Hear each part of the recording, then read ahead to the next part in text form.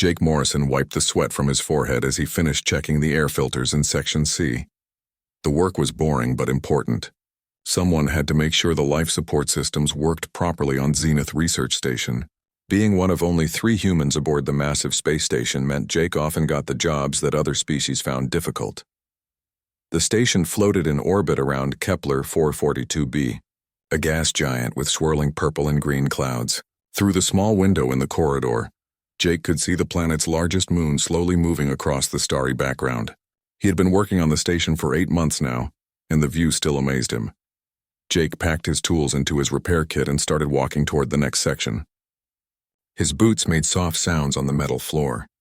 The corridor was quiet except for the gentle hum of the station's engines and the whisper of air moving through the vents. Suddenly, loud alarm sounds filled the air. Red lights flashed on the walls. Jake stopped walking and looked around. The sounds were coming from speakers in the ceiling. "Attention all station personnel," came a voice through the speakers. Jake recognized the voice of Commander Vextar, the station's leader. Vextar was a Kytheran, one of the insect-like aliens who ran most of the galaxy's space stations. "This is a scheduled security drill. All personnel must move to safe areas immediately," Jake sighed. He had been through these drills before. The aliens who designed the station loved their safety procedures. Every few weeks, they would test different emergency systems to make sure everything worked correctly. "The drill will involve the release of 3 juvenile shadow claw specimens in the main corridor of Section C," Commander Vextar continued. "These are trained animals used for security testing. All personnel must evacuate the area within 5 minutes." Jake's eyes went wide. Shadow claws were some of the most dangerous predators in the galaxy. Even the young ones were deadly. He had seen videos of adult shadow claws during his safety training. They were as big as earth horses, with black fur, glowing yellow eyes, and claws that could cut through metal. The corridor around Jake suddenly became very busy. Doors opened and alien crew members rushed out, all moving away from Section C. Jake saw Zixona, the Valerian engineer, scurrying past on her 6 legs. Her blue shell was clicking nervously as she moved. Dr. Nalthos floated by next, using his natural ability to hover above the ground. The Etherian see-through skin glowed with worry. "Human Morrison," came Vextar's voice again, this time speaking directly to Jake through his communication device. "Please report your location immediately." Jake pressed the button on his comm device. "I'm in Section C, Corridor 7, Commander. Should I evacuate through the maintenance tunnels?" There was a pause. Then Vextar's voice came back, sounding worried. "Negative, Morrison. All exits from your area are now sealed for the drill. The maintenance tunnels have been locked down for safety reasons." Jake felt his heart start beating faster. "So what should I do, sir?" "Move to the observation deck in your section. It has reinforced walls and should be safe. The drill will last approximately 30 minutes. Jake quickly walked to the nearest lift and rode it up to the observation deck. The deck was a small room with large windows that looked down into the main corridor. It was meant for supervisors to watch work being done in the corridor below. Jake reached the observation deck just as the security doors at the far end of the corridor opened. He pressed his face against the window to see what was happening. 3 black shapes bounded into the corridor. Even though they were young, the Shadowclaw cubs were already as big as large dogs. Their fur was completely black except for the glowing yellow eyes that seemed to burn in their skull-like faces. Their claws clicked on the metal floor as they ran. According to the drill procedures Jake had studied, the cubs should run straight down the corridor to the other end, where security teams would capture them with special nets. The whole thing was supposed to test how quickly the station could contain a dangerous animal escape. But something was wrong. The cubs stopped in the middle of the corridor. They lifted their heads and sniffed the air. Their ears twitched as they listened to sounds Jake could not hear. "Morrison," came Vextar's voice through the comm. "The drill is not proceeding as planned. The cubs are not following their programmed route." Jake watched as the 3 cubs began moving again, but instead of running toward the capture teams, they were walking toward the section where Jake was hiding. One of them looked up at the observation deck windows. Its glowing eyes seemed to look right at Jake. "Commander," Jake said into his comm device, trying to keep his voice steady, "I think they know I'm here." The largest of the 3 cubs walked to the base of the observation deck. There was a maintenance ladder that led up to where Jake was standing. The cub placed its front paws on the bottom rung of the ladder. Morrison, do not move, Vextar ordered. We are analyzing the situation. The cubs should not be able to reach your location. But Jake could see that the cubs were excellent climbers. The largest one was already halfway up the ladder. Its claws gripped the metal rungs easily. The other two cubs waited at the bottom, watching their sibling climb. Jake looked around the observation deck for another way out. There was only one door, and it was locked during the security drill. There were no other exits. He was trapped in a small room with 3 deadly predators climbing up to reach him. The first cub reached the top of the ladder and stepped onto the observation deck. It was much bigger up close than it had looked from above. Its shoulders came up to Jake's waist. Its mouth was full of sharp teeth that gleamed in the light. Jake pressed himself against the far wall of the observation deck. His heart was pounding so hard he could hear it in his ears. Every instinct told him to run, but there was nowhere to go. The cub tilted its head and looked at Jake. Its glowing eyes studied him carefully. Then, instead of attacking, the cub took a step forward and made a soft sound, almost like a whimper. The other 2 cubs had now climbed up to the observation deck as well. They spread out around Jake, but they did not seem aggressive. Instead, they seemed curious and maybe even scared. Jake had studied many alien species during his training, but nothing had prepared him for this moment. The deadly predators were not attacking him. They were acting like frightened children who had found someone to protect them. One of the smaller cubs moved closer to Jake and gently touched his leg with its nose. The touch was careful and gentle, not at all like what Jake had expected from a creature that could kill him in seconds. "Commander," Jake whispered into his comm device, "something very strange is happening here." The command center of Zenith Research Station buzzed with activity. Commander Vexistar stood in front of a wall of screens, each one showing different views of Section C. His forearms moved quickly across control panels as he tried to understand what was happening. "The cubs have deviated completely from their programmed behavior," announced Dr. Nalthos, floating beside the commander. His transparent skin was glowing brighter than usual, which meant he was excited or worried. "In 30 years of these drills, we have never seen anything like this." On the largest screen, they could all see Jake Morrison standing very still in the observation deck. The 3 Shadowclaw cubs were arranged around him in a circle, but they were not attacking. Instead, they seemed to be protecting him. "Sir?" called out Officer Krendall from his station. The young Kitharan's antennae were twitching nervously. "The security teams are in position at both ends of the corridor, but they cannot approach. The cubs might attack if they feel threatened." Commander Vextar clicked his mandibles together, a sign of deep thought among his people. What is the human doing to control them? We have no records of Shadowclaws responding to any form of mental influence. He is not controlling them, said Dr. Nalthos, studying the readings from his instruments. The biometric scans show that Morrison's stress levels are very high. His heart rate is elevated, and he is showing all signs of fear. Yet the cubs are treating him as if he were their pack leader. Meanwhile, in the observation deck, Jake was slowly learning to breathe again. The largest cub, which he had started thinking of as Alpha, was sitting directly in front of him like a giant guard dog. The other 2 cubs had positioned themselves on either side of him. Jake noticed that the cubs kept looking toward the corridor below, watching for threats. When security officers appeared at the far end with their capture nets, all 3 cubs growled low in their throats. But they did not leave Jake's side to investigate.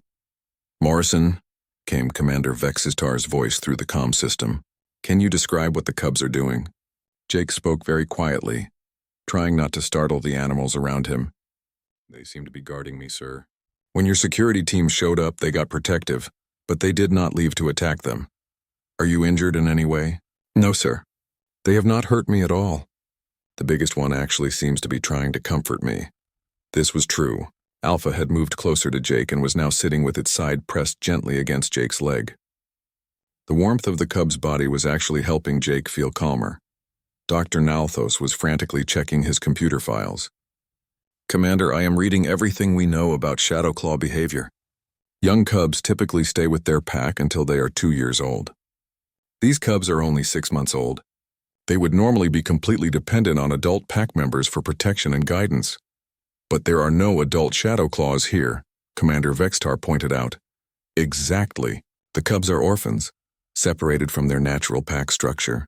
They need a leader, and somehow they have decided that the human is suitable for this role." In the medical bay, Dr. Lisa Murphy, the station's human psychologist, was rushing to join the command team. She had been sleeping when the alarm sounded, but the news of Jake's situation had brought her running. "What is the current status?" she asked as she entered the command center. Commander Vextar quickly explained the situation. Dr. Murphy watched the screens for several minutes, studying Jake's body language and the way the cubs were behaving. "This is remarkable," she said finally. "Jake is exhibiting classic caregiver responses. Look at how he is holding his body. He has stopped trying to appear threatening and has shifted into a protective posture." "What do you mean?" asked Dr. Nalthos. "Humans evolved differently than most species in the galaxy," Dr. Murphy explained. "Most intelligent races developed technology to escape from predators. Humans developed alongside predators and learned to work with them. We have an instinct to turn dangerous animals into allies." On the observation deck, Jake was discovering this instinct for himself. One of the smaller cubs had developed a limp. Jake could see that it was favoring its left front paw. Without thinking about the danger, Jake slowly reached out to examine the injured paw. The cub held perfectly still while Jake gently lifted its foot. There was a small cut on the paw pad, probably from the sharp edges of the metal ladder. Jake tore a strip of cloth from the bottom of his uniform shirt and carefully wrapped it around the cut. "Did you see that?" Dr. Murphy said excitedly. "He just provided medical care to an injured predator. No other species would do that. A Kytheran would run away. A Valerian would release chemical defenses. A Therian would try to use mental powers to confuse the predator, but a human tries to help." The cubs seemed to understand that Jake was helping their injured packmate. Alpha moved even closer to Jake, and the third cub lay down with its head resting on Jake's foot. "Commander," Jake's voice came through the comm system, "I think these cubs are scared. They are babies, and they do not know where they are or what is happening to them. The drill probably felt like an attack to them. Morrison, you need to understand that those are not domestic animals," Commander Vextar warned. "Even as juveniles, they are incredibly dangerous. Their claws can cut through hull plating, and their bite can crush bones. I understand that, sir. But right now they are just scared children who have decided to trust me. I think they know I will not hurt them." Dr. Murphy was nodding as she listened. "Jake is right. The cubs are responding to his calm behavior and his willingness to care for them. They have accepted him as a temporary pack leader. But what happens when they get hungry?" Officer Crendall asked. "Shadowclaws are pure carnivores. They need fresh meat every few hours." This was a serious problem. The cubs had been fed before the drill, but they would need food soon. And there was no safe way to get food to them without entering the observation deck. "Morrison," Commander Vextar said, "we are going to send up some food for the cubs. Can you distribute it to them safely?" "I think so, sir. They seem to trust me completely." A small drone carried a container of raw meat up to the observation deck window. Jake opened the container and was surprised by what happened next. Instead of fighting over the food like he expected, the cubs waited patiently for him to give each of them their share. Alpha got the first piece, then the injured cub, then the smallest one. They ate quietly, taking turns and never showing aggression toward each other or toward Jake. "This is unprecedented," Dr. Nalthos said. "Young Shadowclaws normally compete aggressively for food. They are following pack hierarchy rules with Morrison as the alpha." Hours passed. Station personnel took turns watching the screens. Fascinated by the strange scene in the observation deck, Jake had actually sat down on the floor, and all three cubs had arranged themselves around him like a living barrier. When station night cycle began and the lights dimmed, the cubs took turns staying awake to watch for threats while the others slept. But they were not just guarding against outside dangers. They were protecting Jake, their adopted pack leader. "Sir," Officer Crendall said quietly, "what are we going to do? The cubs cannot stay in the observation deck forever, but they obviously will not leave the human voluntarily." Commander Vextar looked at the peaceful scene on the monitors. Jake was actually sleeping, completely relaxed despite being surrounded by 3 deadly predators. The cubs were curled up around him, using their own bodies to keep him warm. "I do not know," the commander admitted. "This situation is unlike anything in our protocols. We may need to develop entirely new procedures for human-predator interactions." Jake woke up slowly, feeling warmer than he had expected. For a moment he forgot where he was. Then he felt the soft breathing of the cub that was curled up against his back, and everything came rushing back to him. He was still in the observation deck. Still surrounded by 3 Shadowclaw cubs who had decided he was their new pack leader, sunlight from Kepler 442b's star was streaming through the windows, which meant it was morning on the station. Alpha was sitting by the window, watching the corridor below like a guard. The injured cub was still sleeping next to Jake, its bandaged paw tucked under its body. The smallest cub was awake but stayed close to Jake's side.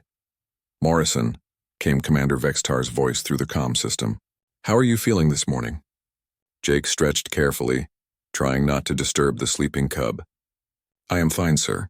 Actually, I slept better than I expected. We have been monitoring the situation all night. Dr. Murphy and her team want to study what is happening. This could be very important for understanding how humans interact with predatory species." Jake looked at the cubs around him. In the morning light, they looked less frightening and more like oversized pets. Their black fur was soft and clean, and their yellow eyes seemed intelligent and curious rather than threatening. "Sir, I have been thinking about something," Jake said. "These cubs are from Xerion, right? The planet that no one can visit because of the adult Shadowclaws?" "That is correct. Xerion has been off-limits to all galactic traffic for over 50 years. The adult Shadowclaws attack any ship that tries to land. But what if that is because no one has ever tried to communicate with them properly? What if they are just protecting their territory, the way any intelligent species would?" Dr. Murphy's voice joined the conversation. "Jake, that is a very interesting observation. We have always assumed that Shadowclaws are just animals, but their behavior with you suggests they might be more intelligent than we thought." The smallest cub had moved to sit directly in front of Jake. It tilted its head and made a soft sound, almost like it was trying to talk to him. Jake found himself responding naturally. "Hello there, little one," he said in a gentle voice. "Are you hungry?" The cub's ears perked up at the sound of Jake's voice. It made the soft sound again, and this time Jake was sure it was trying to communicate. Alpha turned away from the window and walked over to where Jake was sitting. The large cub sat down and looked directly into Jake's eyes. Then it made a low, rumbling sound that was different from the smaller cub's noises. "They are talking to you," Dr. Murphy said excitedly. "Jake, try to respond to them. Use different tones of voice and see how they react." Jake experimented with different sounds. When he spoke in a high, friendly voice, the cubs seemed relaxed and happy. When he used a lower, more serious tone, they became alert and focused. When he made a warning sound, they immediately looked around for danger. "This is remarkable," said Dr. Nalthos. "The cubs are learning to understand human vocal communication, and Morrison is learning to understand theirs." Over the next few hours, Jake continued to interact with the cubs. He discovered that each one had a different personality. Alpha was serious and protective, always watching for threats. The injured cub, which Jake started calling Patch because of its bandage, was gentle and affectionate. The smallest one, who Jake named Scout, was curious and playful. "Morrison," Commander Vextar said during the afternoon, "we have a problem. The cubs are growing rapidly. In a few more weeks they will be too large for the observation deck, and they will need more food than we can safely provide." Jake had been thinking about the same problem. The cubs were already much larger than they had been yesterday. Their rapid growth was typical for Shadowclaws, but it meant that soon they would be too big and too strong for the small space. "What are our options, sir? We could try to separate you from the cubs using tranquilizer gas, but that might trigger aggressive responses when they wake up. We could try to relocate all of you to a larger space, but moving the cubs might be dangerous." Dr. Murphy had a different idea. "What if we do not try to separate them at all? What if we accept that Jake has formed a permanent bond with these cubs?" "That would be highly irregular," Commander Vextar said. "Morrison is a maintenance technician, not a xenobiologist. But he has accomplished something that no xenobiologist has ever done," Dr. Murphy pointed out. "He has established peaceful contact with a species that has been hostile to all other galactic races." Jake listened to the discussion while watching the cubs play together. Scout was trying to pounce on Alpha's tail while Patch watched from a safe distance. They looked like any group of young animals playing, except that they were some of the most dangerous predators in the galaxy. "I volunteer to stay with them," Jake said suddenly. "Morrison, you do not understand what you are offering," Commander Vextar warned. "These cubs will grow into adult Shadowclaws. They will be larger than Earth horses and strong enough to tear apart a shuttle. But they will still be the same cubs that I have bonded with," Jake replied. "They trust me now, and I think that trust will continue as they grow up." Dr. Nalthos was studying his computer files again. There is precedent for this type of bonding in Earth's history. Humans domesticated wolves, large cats, and other predators. It is possible that Morrison could maintain his relationship with the cubs as they mature. It would require completely new protocols, Commander Vextar said. We would need to build specialized facilities, develop new safety procedures, and train security teams to work around bonded human-predator pairs. Jake made his decision. I want to try, sir. These cubs are not just animals. They are intelligent beings who need someone to care for them, and I think this could be the key to establishing contact with their home planet.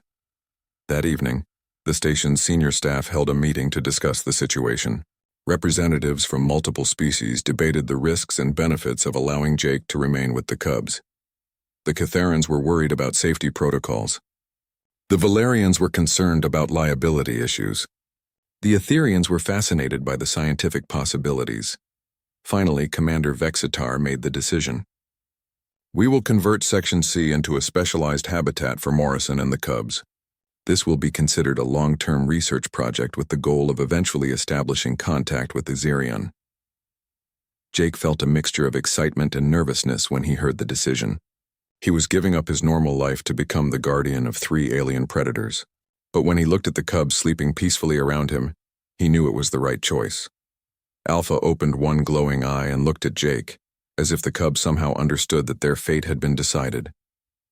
Then the big cub closed its eye and went back to sleep, completely trusting that Jake would keep them safe. Jake settled down for another night on the observation deck floor, surrounded by his unusual family. Tomorrow would bring new challenges as they began to plan for the cubs' future. But tonight he was content to be exactly where he was. The cubs had chosen him as their leader, and he had chosen to accept that responsibility. It was the beginning of something that had never happened before in galactic history, a true partnership between humans and one of the galaxy's most feared predator species. Outside the windows, the stars shone down on Zenith Research Station, where 3 orphaned cubs slept safely under the protection of the human they had decided to trust with their lives. 3 months had passed since the security drill that changed everything. Section C of Zenith Research Station had been completely rebuilt to accommodate Jake and his 3 rapidly growing Shadowclaw companions. The cubs were no longer cubs. Alpha now stood as tall as Jake's chest and weighed nearly 200 pounds. Patch had grown almost as large, though the former injury had left a permanent small scar on his front paw. Scout, despite being the smallest of the 3, was still bigger than any Earth dog Jake had ever seen. Jake had changed too. His body had become stronger and more muscular from keeping up with 3 energetic young predators. His reflexes had sharpened, and he had developed an almost supernatural ability to sense the mood and intentions of his Shadowclaw family. Morrison, please report to the command center, came Commander Vextar's voice through the comm system. Jake looked at his 3 companions, who were resting after their morning exercise session. I will be back soon, he told them in the mixture of human words and Shadowclaw sounds that had become their shared language. Alpha lifted his massive head and made a questioning rumble. Jake had learned that this meant, is there danger? No danger, Jake replied in the low, reassuring tone that meant, all is safe. The 3 Shadowclaws relaxed back into their resting positions. In the command center, Jake found Commander Vexitar, Dr. Murphy, Dr. Nalthos, and several other senior staff members waiting for him. On the main screen was an image of a blue and green planet with 3 small moons. Xerion, Commander Vextar announced. The home planet of the Shadowclaws. Jake studied the image carefully. It looked like a beautiful world with vast forests, wide plains, and clean oceans. It was hard to believe that such a peaceful-looking planet was considered one of the most dangerous places in the galaxy. The Galactic Council has been watching your progress with great interest, Dr. Murphy explained. Your success in bonding with the Shadowclaws has opened up new possibilities for contact with their species. Dr. Nalthos floated forward, his transparent skin glowing with excitement. For 50 years we have tried to establish contact with a Xerion using traditional diplomatic methods. All attempts have failed because the adult Shadowclaws attack any ship that enters their space. But you might be different, Commander Vexistar said. Your bond with Alpha, Patch, and Scout could be the key to peaceful communication with their species. Jake felt his heart rate increase. "Are you asking me to go to Zerion?" "We are asking if you would be willing to consider it," Dr. Murphy said carefully. "It would be extremely dangerous. We do not know how adult Shadow Claws would react to seeing their young with a human. They might see you as a threat to be eliminated," Commander Vextar warned. "Or they might see you as the pack leader of their missing cubs and accept you into their society." Jake thought about Alpha, Patch, and Scout waiting for him in Section C. Over the past months, he had watched them grow from frightened babies into confident young predators. They had learned to moderate their strength around him, to hunt cooperatively, and to protect not just him but also the other station personnel who worked in their area. "What do Alpha, Patch, and Scout think about this?" Jake asked. Dr. Nalthos consulted his notes. "We have been monitoring their behavior patterns. They have been showing increased signs of restlessness lately. They spend more time looking out the windows toward space, and they have been making vocalizations that we believe might be calls to their own kind." "They miss their home," Jake realized. "We believe so. They are reaching an age where they would normally begin to establish their own territory within their natal pack's range. Their instincts are telling them to return to Zerion." Jake made his decision quickly. "If Alpha, Patch, and Scout want to go home, then I will go with them. Morrison, you need to understand the risks," Commander Vextar insisted. "If the adult Shadow Claws reject you, there will be no way for us to rescue you. Zerion's atmosphere interferes with most forms of communication and transportation technology." "I understand, sir. But these three have trusted me with their lives for months. Now it is time for me to trust them with mine." Dr. Murphy smiled. "I think you are making the right choice, Jake. Your bond with them is stronger than any diplomatic protocol." Over the next several weeks, preparations began for the journey to Zerion. A specially modified shuttle was built with reinforced walls and expanded living space to accommodate Jake and the three Shadow Claws. The ship was designed to look as non-threatening as possible, with no visible weapons and only basic defensive systems. Jake spent extra time with Alpha, Patch, and Scout, preparing them for the journey. He used pictures and simple models to explain what was going to happen. The Shadow Claws seemed to understand that they were going home, and their excitement was obvious. Alpha had become more protective than ever, rarely leaving Jake's side. Patch spent hours grooming Jake's hair and clothes, a behavior that Dr. Nalthos said was typical of Shadow Claws preparing family members for important events. Scout brought Jake small gifts, interesting objects found around the station, as if trying to show appreciation for everything Jake had done for them. "They know this is important," Dr. Murphy observed as she watched the interactions. "They are preparing for the journey as seriously as you are." The night before departure, Jake sat in the center of their living area with all three Shadow Claws arranged around him. It had become their evening ritual, a quiet time when they simply enjoyed being together. "Tomorrow we find out if your family will accept me," Jake said quietly. Alpha rumbled softly and pressed his massive head against Jake's shoulder. Patch and Scout moved closer, creating a warm circle of trust and affection. Jake thought about how much his life had changed since that security drill 3 months ago. He had gone from being a simple maintenance worker to becoming the first human to establish a lasting bond with one of the galaxy's most feared predator species. But more than that, he had found a family. Alpha, Patch, and Scout were not just animals he cared for. They were his pack, his companions, his responsibility. And tomorrow he would find out if the rest of their species would welcome him or see him as a threat to be eliminated. "Whatever happens," Jake whispered to his three friends, "we face it together." Alpha's response was a deep, content rumble that meant always together. Patch and Scout echoed the sound, and Jake felt a warmth that had nothing to do with their body heat. Outside the windows of Section C, the stars waited. Somewhere among them was Zerion, the planet that would either become Jake's new home or the place where his remarkable journey would end. But Jake was not afraid. He had learned something important during his months with the Shadow Claws. Sometimes the greatest adventures begin when you choose to trust someone who others considered dangerous. And sometimes, those dangerous someones turn out to be the most loyal friends you could ever hope to find. The shuttle approached Zerion slowly, its engines barely whispering through space. Jake sat in the pilot's seat, though the ship was flying itself under computer control. Alpha lay beside him, his massive head resting on Jake's lap. Patch and Scout were pressed against the windows, watching their home planet grow larger. Unknown vessel, you are entering restricted space. Came a transmission from Zenith Station. This is your final warning before automatic defense systems engage. This is Morrison Shuttle 1, Jake replied. We are proceeding as planned. All Shadowclaw passengers are healthy and eager to return home. Commander Vextar's voice came through the speaker. Morrison, remember that we will lose communication with you once you enter the planet's atmosphere.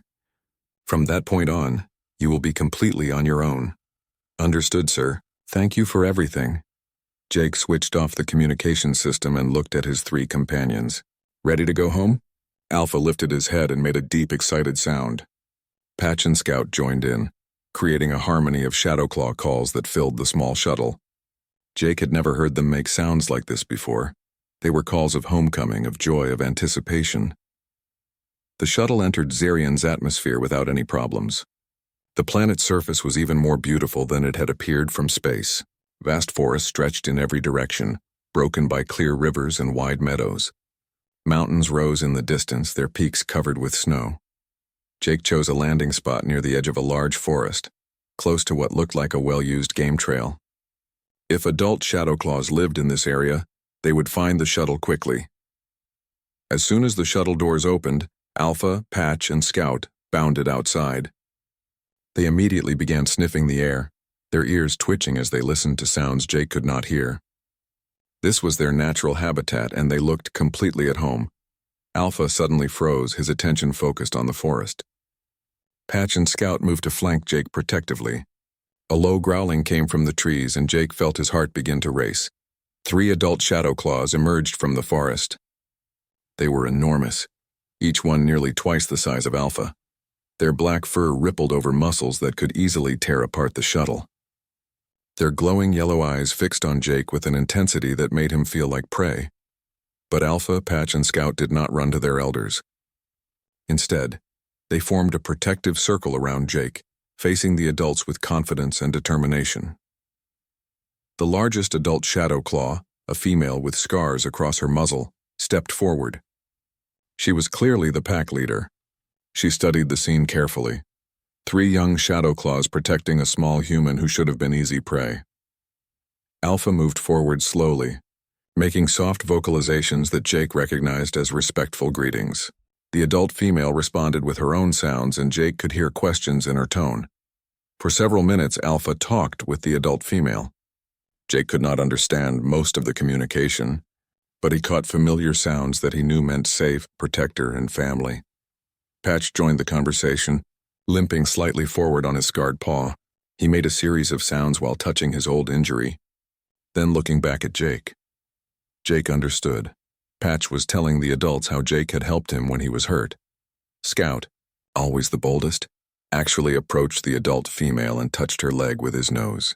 Then he ran back to Jake and sat down beside him, as if demonstrating that Jake was part of their pack. The adult female listened to all 3 young Shadowclaws. Then she walked slowly toward Jake. Every instinct told him to run, but he forced himself to remain still. Alpha, Patch, and Scout remained calm, which meant Jake should trust their judgment. The massive female stopped directly in front of Jake. She was so large that her head was level with his chest. Her yellow eyes studied him for a long moment. Then, very carefully, she lowered her great head and sniffed him. Jake held perfectly still while the enormous predator examined him. He could feel her warm breath on his skin and smell the wild scent of her fur. This was the most dangerous moment of his life, and his survival depended on what this Shadowclaw pack leader decided about him. Finally, the female lifted her head and made a sound Jake had never heard before. A deep, welcoming rumble that meant acceptance. Alpha, Patch, and Scout immediately relaxed. They began making happy sounds and rubbing against both Jake and the adult female. The other 2 adult Shadowclaws approached more cautiously, but they followed their leader's example and accepted Jake's presence. Over the following hours, more adult Shadowclaws emerged from the forest. Each one examined Jake carefully, guided by Alpha, Patch, and Scout. Some were suspicious at first, but none were hostile. The 3 young Shadowclaws made it clear that Jake was their family, and that was enough for the pack to accept him. As the sun began to set over Zerion, Jake found himself sitting by a stream with dozens of Shadowclaws around him. Adult females groomed the cubs while males patrolled the area. Jake was treated like an honored pack member, not as prey, not as a threat, but as someone who belonged. Alpha lay beside Jake, now fully grown and accepted by his birth pack. Patch was playing with several other young Shadowclaws, his injury no longer slowing him down. Scout was exploring the forest with endless curiosity, always staying within sight of Jake. "We did it," Jake whispered to Alpha. "Your family accepted me." Alpha's response was a contented rumble that meant, "Of course they did. You are pack." That night, Jake slept under the stars of an alien world, surrounded by creatures that had once been considered the most dangerous predators in the galaxy, but he felt completely safe. The pack had accepted him, and Shadowclaws protected their own.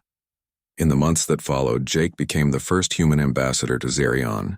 He learned to communicate more fluently with the Shadowclaws, and helped establish the first peaceful contact between their species and galactic civilization. Trade routes opened up for the first time in 50 years. Scientists came to study Shadowclaw society and found it to be complex and sophisticated. Cultural exchanges began between Zerion and other worlds, but Jake never forgot where it all started. With 3 frightened cubs who needed someone to trust, and a human who chose to trust them in return, Alpha, now a pack leader himself, still visited Jake regularly. Patch became a healer, using his gentle nature to care for injured pack members. Scout became an explorer, leading expeditions to map new territories, and Jake, the maintenance worker who had been in the wrong place at the right time, became something he had never expected to be. The bridge between 2 different kinds of intelligence, proving that sometimes the most unlikely friendships can change the entire galaxy. On quiet evenings, when Jake sat by the stream watching the stars, he sometimes thought about that security drill that had started everything. A routine test that went wrong had become the beginning of a new era of cooperation and understanding. It had all begun with 3 cubs who chose to trust instead of attack, and a human who chose to care instead of flee. Sometimes Jake realized the most important moments in history start with the simplest acts of kindness. The galaxy was a friendlier place now, thanks to a security drill that released predator cubs into a hall, where they found something better than fear. They found family,